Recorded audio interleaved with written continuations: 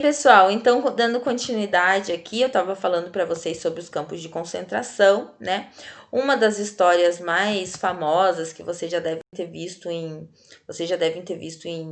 livros, em filmes, tem o livro que é a história da Anne Frank, uma menininha que ficou escondida durante vários meses no porão de uma casa de famílias alemãs que protegiam. Existiam aqueles que apoiavam, mas existiam aqueles também que não concordavam, né, com a atitude do Hitler e tal, e tentavam salvar os judeus dessa perseguição. Tem alguns filmes interessantes sobre isso. Um filme que eu recomendo para vocês assistirem, que é um filme mais antigo e talvez vocês não conheçam, porque tem vários, né? O Menino do Pijama Listrado, A Menina que Roubava Livros, O Leitor também é um filme mais recente que fala sobre esse momento, O Pianista, A Vida é Bela, filmes sobre o Holocausto, sobre o genocídio, né, essa matança, 6 milhões de judeus e tal nos campos de concentração. Existem vários, mas um filme que eu acho muito legal, que é baseado em fonte histórica, chama-se A Lista de Schindler, que é a história de um industrial alemão, o Schindler, que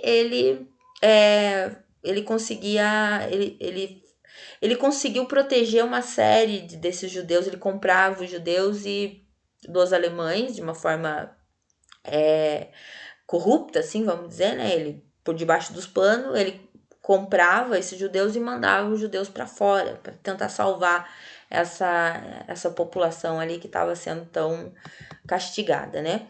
Os sobreviventes, existiram sobreviventes dos campos de concentração? Sim, existiram vários sobreviventes, porque quando acontece o final da Segunda Guerra Mundial, esses campos eles são estourados, né, pelas forças aliadas. Então, os exércitos aliados, eles chegam nos campos, libertam as pessoas e então a gente tem alguns sobreviventes. Esses dois aqui que vocês estão vendo são sobreviventes, e aqui a imagem está mostrando a tatuagem que era feita no braço, né, para identificar o prisioneiro, o número do prisioneiro, tá? Então são tatuagens de época. Aí teve uma moda aí, há uns tempos atrás, de pessoas fazendo tatuagem de números aleatórios e tal, o que é um grande desrespeito ao povo judeu que sofreu com essa perseguição e com essa mortandade, assim, chamada de Holocausto, que é o genocídio que se promoveu ao povo judeu, tá? Bem, então, dando continuidade aqui,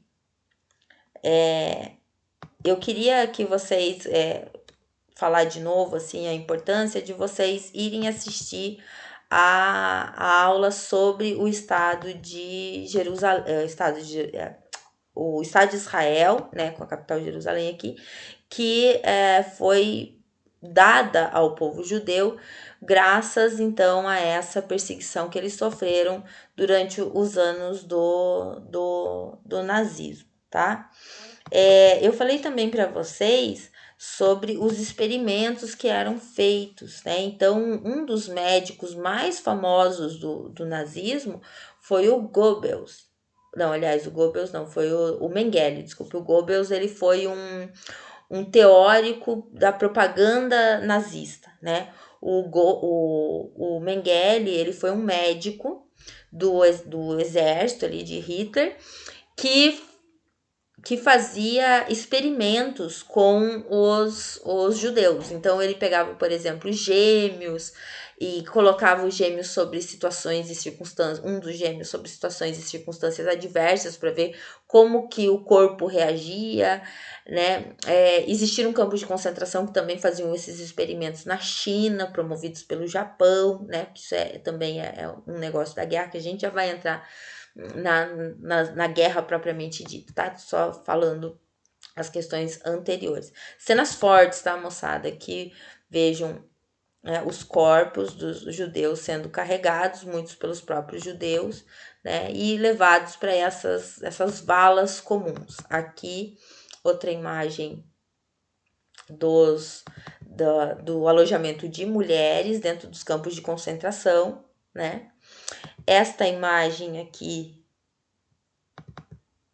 das câmaras de gás, como é que mais ou menos elas funcionavam. Então as pessoas entravam, isso aqui é um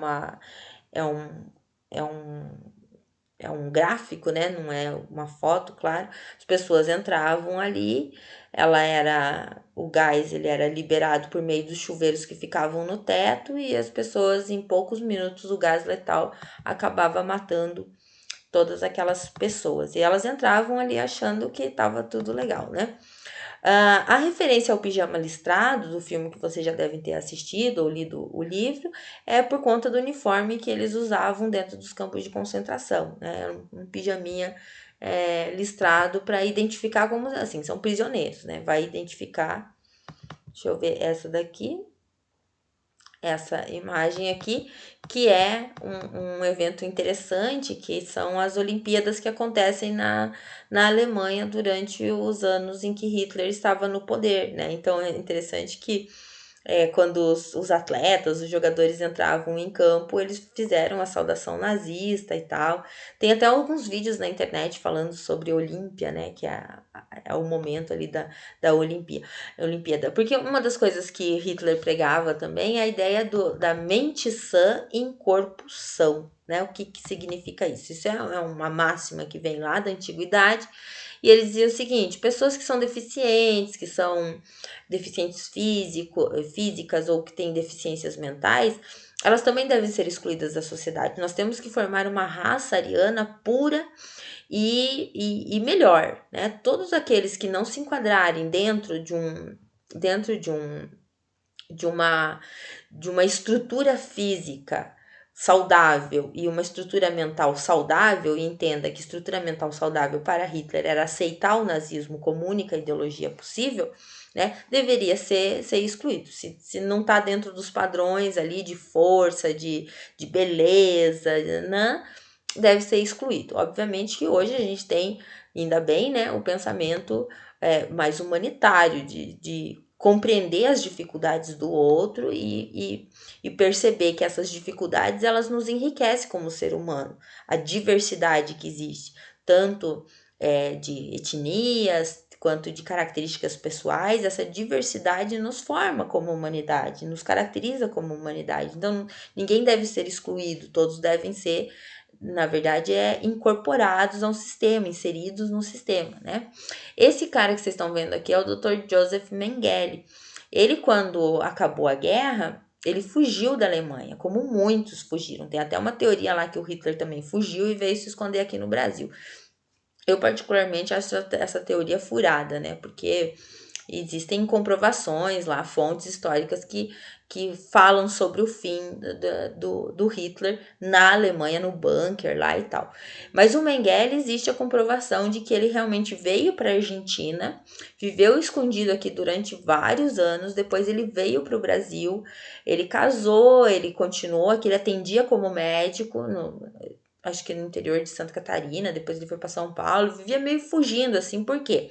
Porque esses generais, essas pessoas que comandaram a Alemanha e promoveram essas atitudes, essas ações absurdas de matar pessoas e tudo mais, eles passaram por um julgamento, eles foram julgados por um tribunal chamado Tribunal de Nuremberg, que um pouquinho mais para frente eu vou falar para vocês sobre ele.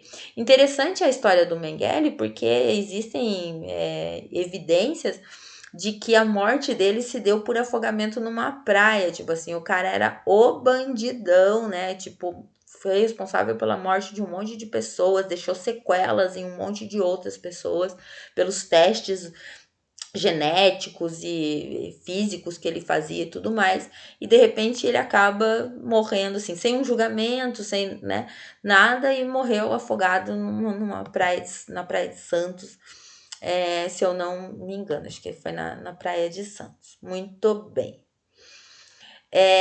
Vamos então agora, moçada, ver como que foi a guerra propriamente dita, né? A ideia da guerra propriamente dita. Então, o que acontece, né? O Hitler, em 1939, ele faz uma primeira invasão aqui, ó, em setembro de 1939, ele em março de 39, ele invade aqui onde a gente chamava de antiga Tchecoslováquia, né? Hoje o nome é outro país, é a República Tcheca e tal. Mas ele invade aqui, um paizinho pequenininho e tal, ele coloca as tropas ali. Em setembro de 39, ele invade a Polônia.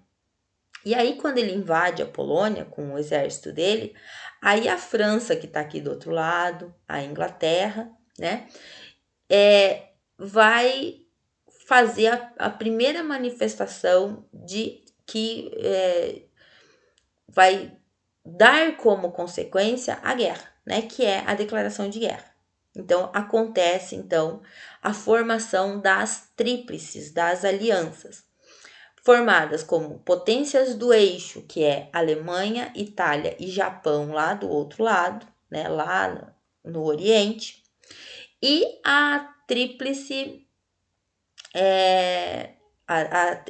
o eixo e a tríplice aliança, que são os chamados aliados, formados pela França, pela Inglaterra e com um papel muito decisivo, já quase que ali no final da guerra, 1942 por ali, com a participação dos Estados Unidos.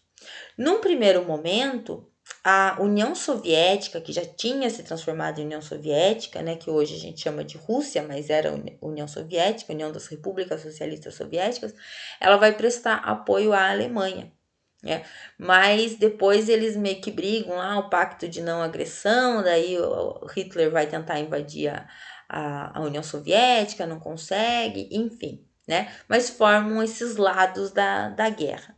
Essa guerra, moçada, tanto a Primeira quanto a Segunda Guerra Mundial, ela é uma guerra caracterizada pelas trincheiras, que vocês já devem ter visto isso na Primeira Guerra Mundial, que são esses buracos que faziam assim no chão, todos protegidos por arame farpado, sacos de areia, pelo próprio buraco, e ali ficavam então os combatentes no chamado fronte, que é a frente da guerra. Os aviões também foram muito utilizados durante a guerra, né, tanto na primeira quanto na segunda. As tecnologias de guerra, elas foram basicamente muito semelhantes, muito parecidas. O gás químico, né, o gás de cloro, que foi desenvolvido para a Primeira Guerra Mundial, mas também veio para a Segunda Guerra Mundial, como uma forma de luta, de combater o inimigo. Mas certamente, moçada, a arma mais letal de todas, a arma mais famosa, inclusive, na história das guerras, é a bomba atômica, né? Que foi lançada pelos Estados Unidos nas cidades japonesas de Hiroshima e Nagasaki, como vocês podem ver aqui, né? Por que aconteceu esse ataque, então, dos Estados Unidos no Japão, né? Então, o que acontece? Em 1942, aqui tá os Estados Unidos, tá? Aqui tá o Japão, né? Os Estados Unidos, eles e têm até hoje, uma base militar nas ilhas do Havaí, que fica aqui no meio do Oceano Pacífico, né? Em 1945, quando já a guerra ela acabou na Europa, porque os exércitos norte-americanos conseguem invadir ali, derrubar Hitler, acaba com o bunker, né, liberta os campos de concentração. O Japão, ele continua em guerra, continua tentando dominar a região do Pacífico. Essa região que vocês estão vendo aqui, ó, da China, em vermelho, da China, da Mongólia, parte da Rússia, eram os domínios japoneses sobre o Oriente, tá? Eu vou dar uma paradinha aqui e aí já continuo com vocês falando especificamente sobre a bomba atômica. Acompanhe.